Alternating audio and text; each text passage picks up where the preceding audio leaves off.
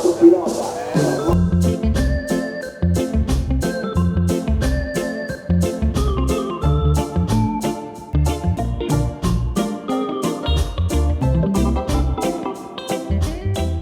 whenever I speak to my colleagues in the media centre, they always say Jenson Button, meticulous approach to racing, works with the engineering teams, smooth operator in terms of how you work with an organisation and a hypercar team.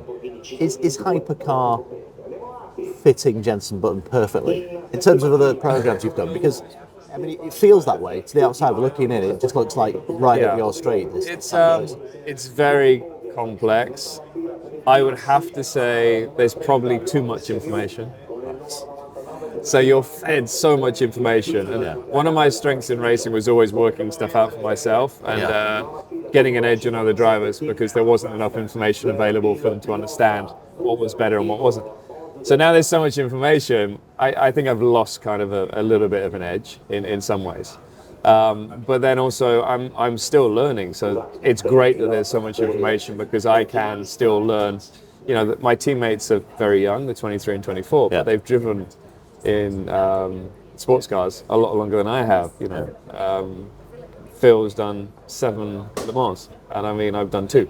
So there's still that learning curve for me. Learning the data, systems are very different to when I raced in F1, or even raced in WEC last time. So it has its pros and cons. But with the experiences that we all have in this team, whether it's from IndyCar with Callum, whether it's FE with Norman, or my teammates racing in LMP2, there's so much information we can really bring together and use the data to get the best out of ourselves and out of the car.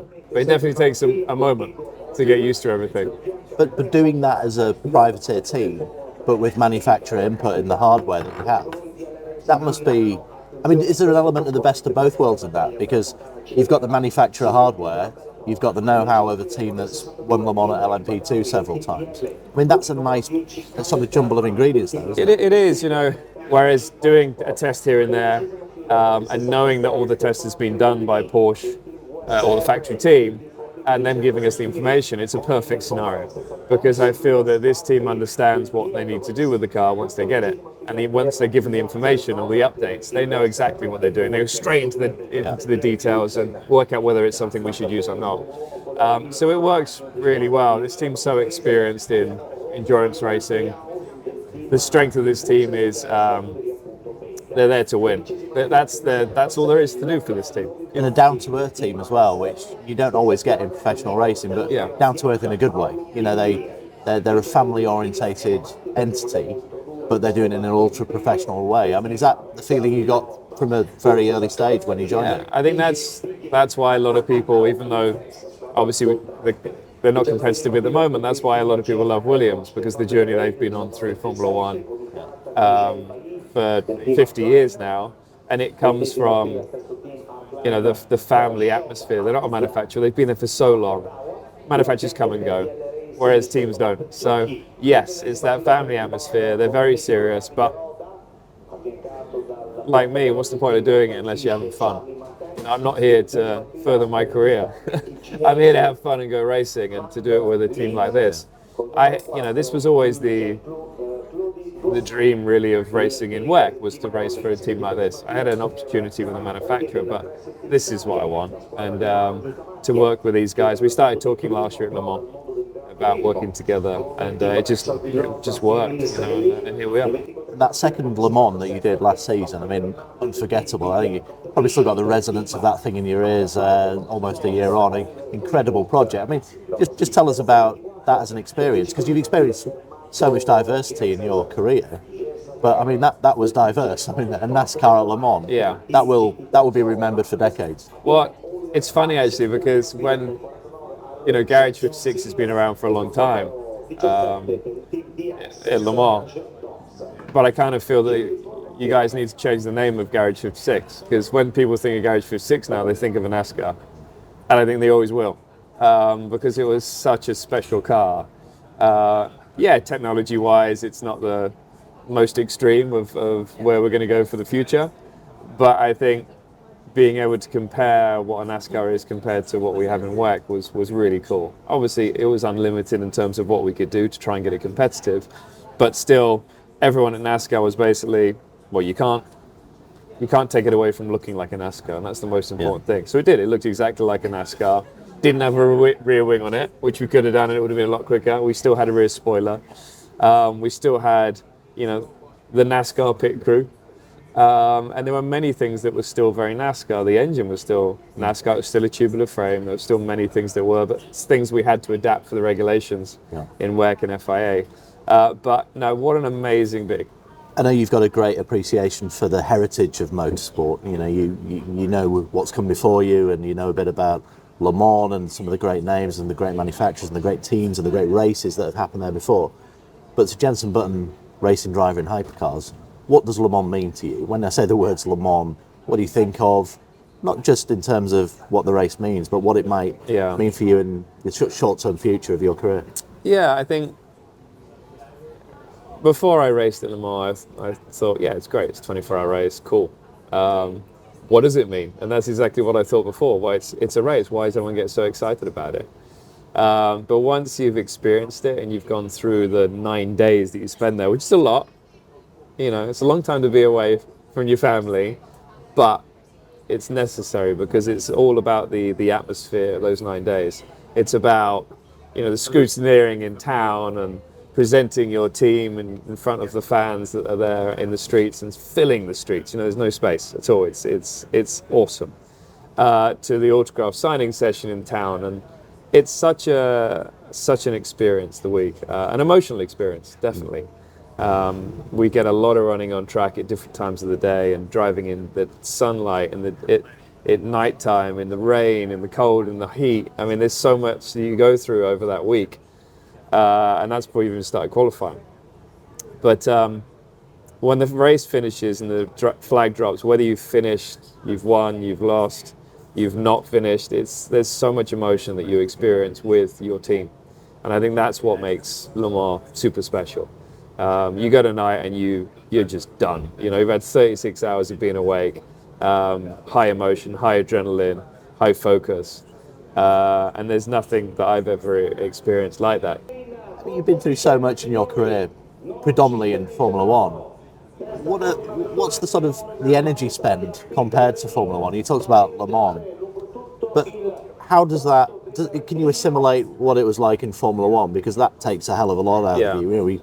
We saw the Brawn documentary, that fantastic chronicle of your championship year, and it clearly took a lot emotionally out of you and everybody in the team. Yeah. And there were circumstances because of that, of course. But from a Le Mans perspective, is it a similar kind of, you got to dig deep, you got to go really deep to get anywhere near what you might call success there? Well, whatever you're racing at the top level, it's always that way. In F1, it got to a point in my career where this is the year. Who knows what's going to happen in the year after? You never know. And as you saw, the team didn't win the next year. So you put so much pressure on yourself to succeed in that moment. But the thing is that people probably don't understand about Le Mans. For example, in F1, when we go to Australia and we race, we arrive a week before because we need to acclimatise. We need to get on the time zone, and they say an hour a day is what you need to acclimatise, to get your head in the right place so you're not tired when you're driving. At Le Mans, you're basically driving jet lagged every time you get in the car, because you're driving the car at 4 p.m, you're driving the car at 11, you're driving the car at 4 a.m. in the morning, you're driving the car at midday. You're always tired. And you would never jump in an F1 car when you're tired to push it to the limit, whereas at Le Mans you're doing that every time. And that's the big difference that people can't get their head around, I don't think, of how difficult it is at Le Mans. And you're jumping in at 3 a.m. and you might not have driven in the night for 3 days. And you've got to be on it from lap one. You don't have 5 corners to get used to it. And that's what's spectacular about it. And potential success at Le Mans, what that is, whether it's top 6, a third, a win, a finish after going against the odds, or whatever it may be.